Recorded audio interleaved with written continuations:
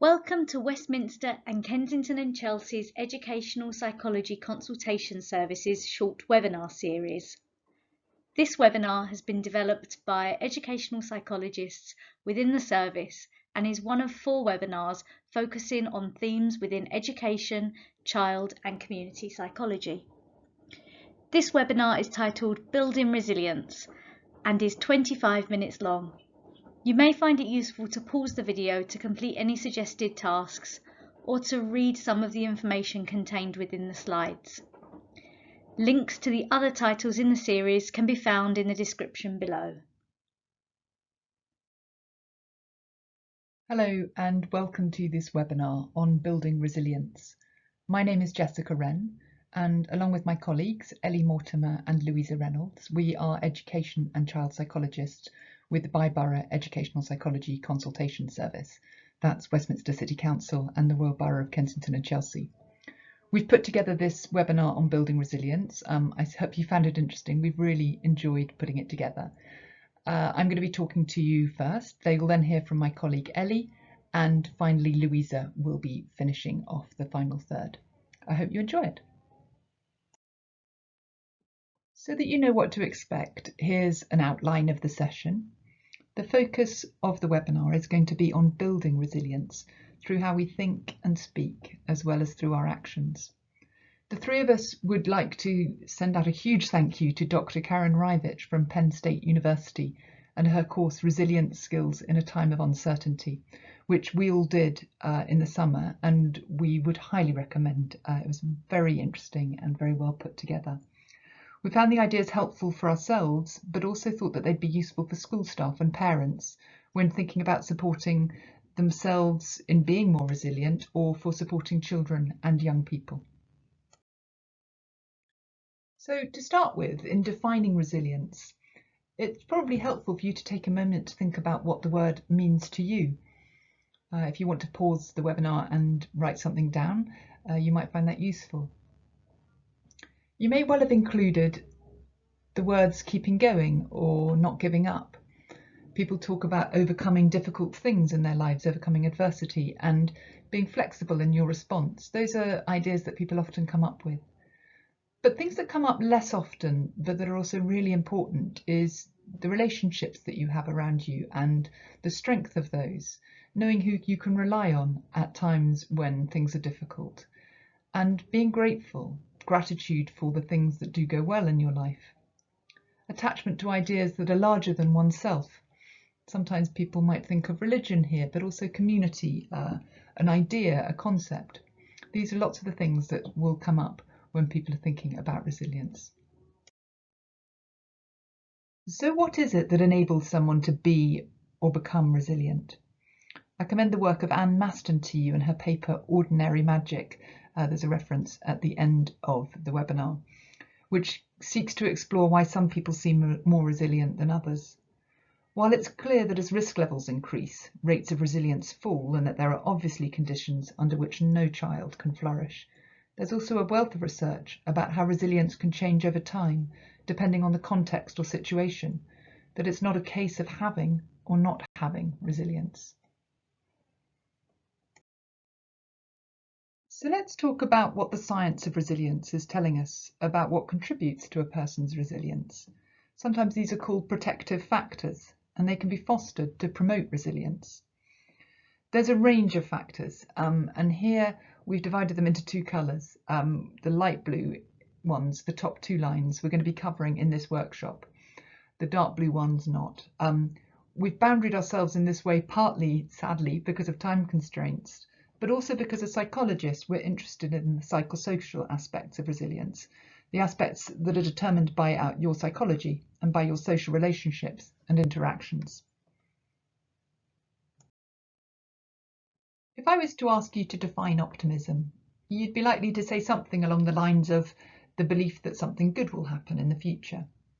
That's a totally legitimate response and one that many people would make, but it doesn't allow for us to have much agency with our futures, be able to impact what happens to us. Another way of defining it is this quotation below from Marty Seligman. The basis of optimism does not lie in positive phrases or images of victory. but in the way you think about causes. This can be explained as having an optimistic belief system impacts what we feel or do. So if you think optimistically, then good things are more likely to happen. Optimism is one of the factors that can affect resilience, and we're going to talk a bit about it here. Research has shown us that optimists are better able to identify problems. They tend not to stick their heads in the sand and hope the problem will go away. They're skillful at knowing how to affect change. Optimists tend to see stressful situations as a challenge rather than a threat, and are able to identify what they can influence and what they have to accept. They also accept that some aspects of the situation might be out of their control and are able to let that go. Optimists tend to be approach-oriented. They work towards the problem to come up with strategies that will be able to affect change, whereas a pessimist is more likely to withdraw or work around a problem. Optimists are also often happier to seek support, and so are more likely to receive it. And they tend to be more positive, more likely to use humour to support themselves. And interestingly, I thought on this one, are more likely to be physically fit and well. So if you think about all of those things, optimism is hugely important in developing our resilience to cope with adversity in the future. So all of that sounds really good, optimistic if you like. But another factor that's related to resilience is our self-awareness, our understanding of how we respond to the world around us. In particular, our awareness of how our thoughts impact how we feel and how we behave. Now, the research shows us that there are 5 common thinking traps that work to undercut our resilience. And knowing and understanding these and being able to recognise them in ourselves can help us see them off. These include mind reading. That's when you assume that you know what the other person is thinking, or assuming that they know what you're thinking. This tends to be negative. It blocks communication, as you believe you know the answer and you don't ask clarifying questions. This leads to even more miscommunication. The second one is me. You believe that you're the sole cause of every setback and problem. You believe you're causing harm to yourself and to others. And the third one is the opposite of that, them. You believe that other people or circumstances are the sole cause of your problems. This one usually leads to a lot of anger and irritation. The fourth one is catastrophizing. You waste critical time and energy ruminating on the irrational worst-case scenario. You overestimate the threat while simultaneously underestimating your ability to cope with it. And the fifth one, helplessness. You feel that the negative event is going to impact all areas of your work and life and think that there's nothing you can do about it. It will ruin everything. This one usually leads to a sense of passivity and a sense of tiredness, depletion, as you feel incapable of affecting change. What's interesting is by identifying which patterns you tend to use or which one you're using at any particular moment, you can do something about it, and we'll look at that on the next slide. But to start with, just take a moment to think about something that's worried you recently. When we were going through the thinking traps, were there any that particularly resonated for you? Do you fall into a particular kind of trap more often than other kinds? So on the last slide, you were invited to think about what thinking trap you most often fall into. And here I'd like to offer you ways to challenge those thinking traps. And this can be described in 3 different ways. The first is to challenge it with evidence, using evidence to just demonstrate why a thinking trap isn't true. And you can do that by using a sentence starter. That's not true because. The second is reframing, using optimism to view something in a more positive way. Again, you can use a sentence starter here. A more helpful way to see this is. And the third one is to plan, a way to manage catastrophizing thoughts or feelings of anxiety. And again, using the sentence starter here, well, if X happens, then I will Y.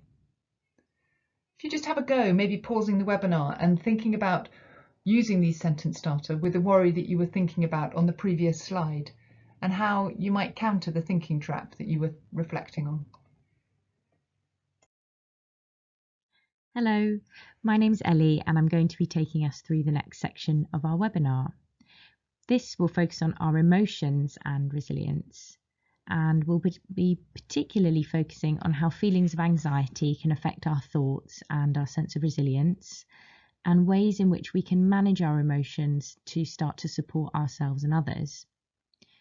Being aware of our thoughts and feelings in the first place can really help to support our sense of resilience. So we're going to start by thinking about anxiety. And it's important to say that anxiety is a completely natural and typical experience.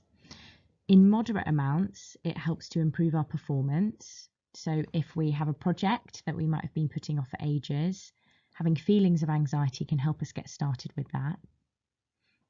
And it generally prepares our bodies to cope with danger. So when we feel threatened, the body releases adrenaline to prepare us for fight, flight, or to freeze. But our bodies are quite unsophisticated in their response to stressors. The same response occurs, for example, when a hungry tiger enters the room, than if we're worried about coronavirus or an upcoming test. And when our level of anxiety is mismatched to the situation, this can deplete us, so it can make us feel quite tired and low. It can undercut our sense of well-being and actually make us less effective. And in this situation, we can end up ruminating on the same anxious thought. And these thoughts can actually produce the same level and feeling of adrenaline as a physical threat. So when we're feeling anxious, there are different ways that these anxious thoughts might show themselves. And it will be interesting to see if you recognise any of these in yourself as I go through them. The first is the downward spiral.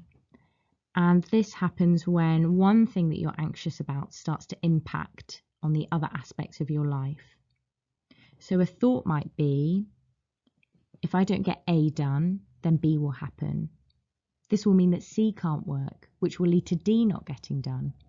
If E finds out, then F will be angry, leading to G firing me. If this happens, then H will leave me and my life will be over. So you can see there how one anxious thought ended up with something quite major in the end. So that's the downward spiral. The second style of anxious thinking is the scattershot. So when you worry about everything all at once, there are lots of different anxious thoughts. So an example of this might be, if I don't get A done, then B will happen. But it's also P's birthday, and how will I have time to plan her party? What if C tells D that E happened? Then F will occur and that will be disastrous. And the third type of anxious thinking is circling. And this is when you can find it really hard to move away from something that's worrying you. So you can tend to think about the same thought over and over again. And that thought might be, if I don't get A done, then B will happen. And then coming back to that thought over and over again. If I don't get A done, then B will happen. And interestingly, this one tends to be more common in women, who will often report ruminating over one point again and again. That's making them more and more anxious. And all three of these types of anxious thinking can lead to increases in anxiety and increases in that feeling of fight or flight or freeze. And it can block us from purposeful action, making us feel really stuck. So on the last slide, you might have recognised that these anxious thoughts are more likely to happen for you at some times compared to others. Paying attention to the context of our thoughts can help us to become even more self-aware and therefore even more resilient. Here are a list of things that might trigger anxious thinking and make it more likely to fall into styles of anxious thinking. The first is ambiguity, when it's really difficult to make sense of something. The second is that you really value something and it's at stake. So that might be something in your personal or professional life that's under threat. The third is that you already fear the situation. And the fourth, which I find really interesting, is that you're already feeling quite run down or depleted. So we've spent some time thinking about feelings of anxiousness and how anxious thoughts can deplete our sense of resilience. But as you may have guessed, just like optimism, positive emotions have a crucial role to play in our sense of resilience. Barbara Fredrickson is an American psychology professor, and she researches the role of positive emotions. So she started to do some research on the so what around positive emotions. Why is it that we experience positive emotions, and what are the benefits of experiencing these? She says that positive emotions help people build their personal well-being resources, ranging from physical resources to intellectual resources and social resources. She found that positive emotions play an essential role in our survival. Positive emotions like love, joy, and gratitude can promote new and creative actions, ideas, and social bonds. When people experience positive emotions, their minds broaden and they open up to new possibilities and ideas. When we experience positive emotion, we're generally able to attend to something for longer. We can think about things in a more flexible way and solve problems more easily. And it was found that these skills are durable, so they can be drawn upon in later moments in different emotional states to maintain well-being. So whether we experience positive emotions a lot naturally or it's something that we end up practicing, they're both going to have a positive effect later down the line when we want to draw on these for our emotional well-being.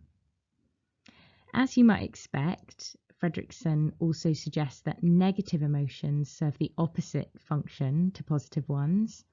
So when threatened with negative emotions like anxiety, fear, frustration, or anger, the mind can constrict and focuses only on the imposing threat, whether that's something real or something imagined, so something that we're worrying about. And this can limit our ability to be open to new ideas, new resources, and new relationships. I really like the imagery that Fredrickson draws upon. So she uses the imagery of a water lily to illustrate her theory around this. She says, just as water lilies retract when sunlight fades, so do our minds when positivity fades. The rest of our webinar will be focusing on some of the practical things that we can do to build our resilience. So we'll be thinking about this question: how can we manage anxiety and build positive emotion? And we know from the theory and what we've learnt so far that having these anxious thoughts and feelings can block purposeful action, and it can mean that we can feel quite stuck. So we're going to be thinking about these 5 different ways that we can manage our anxiety and build positive emotion to build our resilience.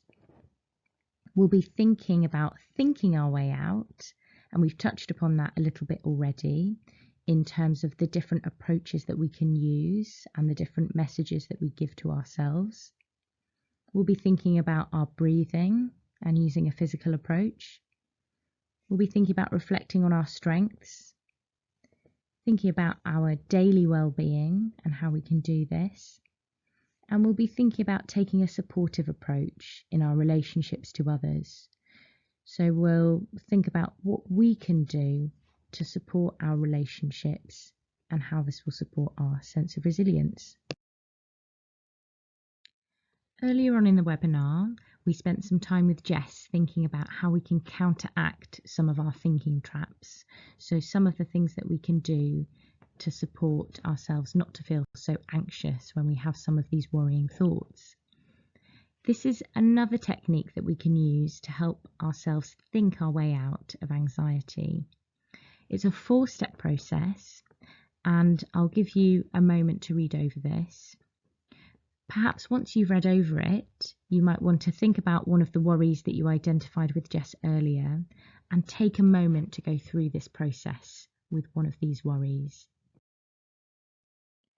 Deliberate breathing approaches are another method which can support to ease levels of anxiety and boost your capacity for positivity. When we feel anxious, our breathing can tend to shift and become more shallow and faster. Breathing approaches can shift the physiological reaction the body is having to a stressful situation to calm the nervous system down. It can also help you to refocus your thoughts so that you can focus on the movement of your breath rather than anything else. And it can also help to get more oxygen to the brain so that it can function more effectively. These two techniques can be really helpful for anyone to help them focus on their breathing. Hello, my name's Louisa and I'm going to be taking us through the next and final part of this webinar. So this final part will continue to focus on ways in which we can build our resilience through managing our anxiety and building positive emotions. So Ellie has just touched upon approaches relating to thinking your way out of anxiety, as well as some breathing practices. The next approach we wanted to share with you is something called mindfulness, which can be categorized as both a cognitive and a breathing approach. So mindfulness has been described as paying attention in a particular way, on purpose, in the present moment, and non-judgmentally. It focuses on increasing the individual's awareness of how automatic behavioural and cognitive reactions to bodily sensations, thoughts, and emotions can lead to psychological distress.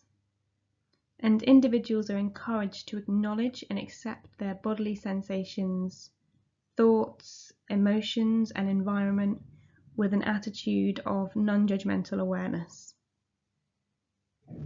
And the idea is that by learning to be in the present moment and not reflect on past events or worry about the future, it's proposed that individuals are better able to manage life stresses that frequently lead to feelings of anxiety, and also appreciate and take advantage of all of the opportunities around them. And in line with this theory, what research has found is that individuals with higher mindfulness levels have lower levels of anxiety, higher levels of positive affect, and overall greater levels of resilience. And mindfulness practices which can be used to cultivate levels of mindfulness can include anything from formal in-person, one-to-one or group-structured mindfulness-based interventions, to self-help practices through the use of mindfulness apps or books, as well as everyday mindfulness activities. And we've included some more information about mindfulness in the resources section, alongside some guided practices that you might like to try as a simple introduction. The next approach we wanted to share with you is gratitude. So Ellie spoke about some of the benefits of positive emotion and why positive emotions are so important in helping us to deal with stress and enhance our resilience. Gratitude is a positive emotion that can be cultivated, and it links in with promoting our daily well-being. So feeling a pang of gratitude once isn't going to get you very far. What we're talking about here is the effects of a sustained practice of gratitude. In gratitude, you are focusing on what you are receiving, what benefits have been coming your way, and what goodness is there around you. And we know from research that people who cultivate a daily practice of gratitude demonstrate higher levels of resilience. And research has shown us that people who practice daily gratitude show increases in happiness ratings, decreases in depression ratings. People who cultivate gratitude have stronger relationships, better sleep, a stronger sense of spirituality, are less materialistic, and have an increased sense of humility. And on the slide here, we've included a daily activity which we would invite you to try out as a way of promoting your own gratitude. The next approach we wanted to share with you is around reflecting on your character strengths. Character strengths are traits that describe humans at their very best. Dr. Chris Peterson and Dr. Marty Seligman are psychologists who have developed a list of 24 character strengths, which you can see outlined on the slide. Their research has shown that these 24 character strengths are evident across time and all cultures around the world, and that 24 character strengths exist in every individual. Making yourself and the children and young people that you interact with aware that every one of us has all 24 character strengths provides a foundation for genuine self-confidence grounded in self-awareness. And at the same time, it helps individuals better understand why everyone is different and how to appreciate those differences. So unlike our height, weight, or skin colour, character is something that can't be seen with the naked eye. Therefore, understanding and valuing it requires a framework for consistent reflection and discussion. It's important to remember that everyone has some of all of the traits, but that no one can be equally good at all of them. Character strengths are around supporting you to identify who you are at your very best from a characterist perspective, so that you can use the best parts of yourself to overcome challenges, to create more positive emotion, and to have stronger relationships. On the slide here is a list of questions you can use with yourself and the children and young people that you interact with to support the identification of character strengths. The final approach we wanted to talk about is a supportive approach to developing resilience through strengthening our relationships. Connection is fundamental for resilience.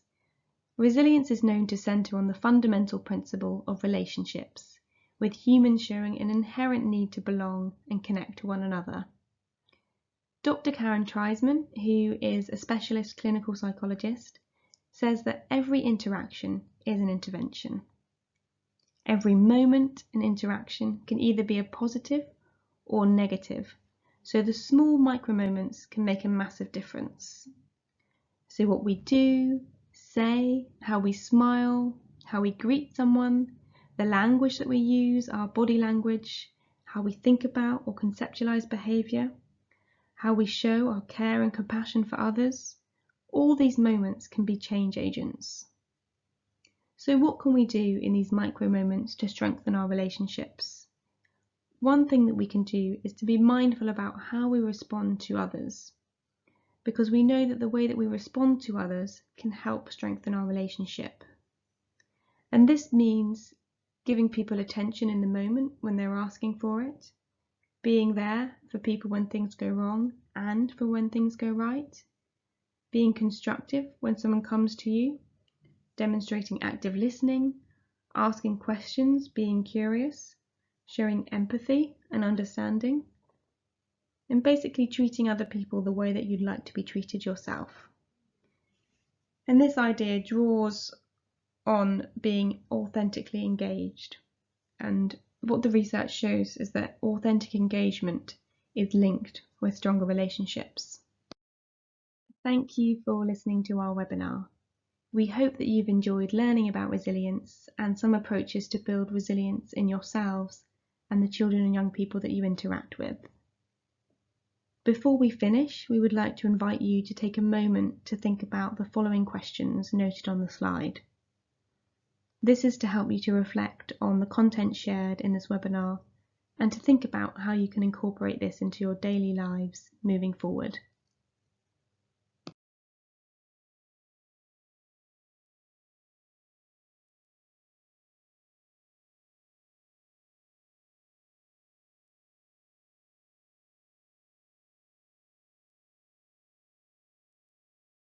We hope you enjoyed this short introduction to building resilience. This was one of 4 webinars which are free and accessible to everyone via the Service to Schools website. You will find a link to the website and other titles in the series in the description below. If you're interested in finding out more about this topic or any of the topics covered within this series, please speak to your School Link EP, or alternatively, you can use the Contact Us button on the Service to Schools website. Thank you for listening.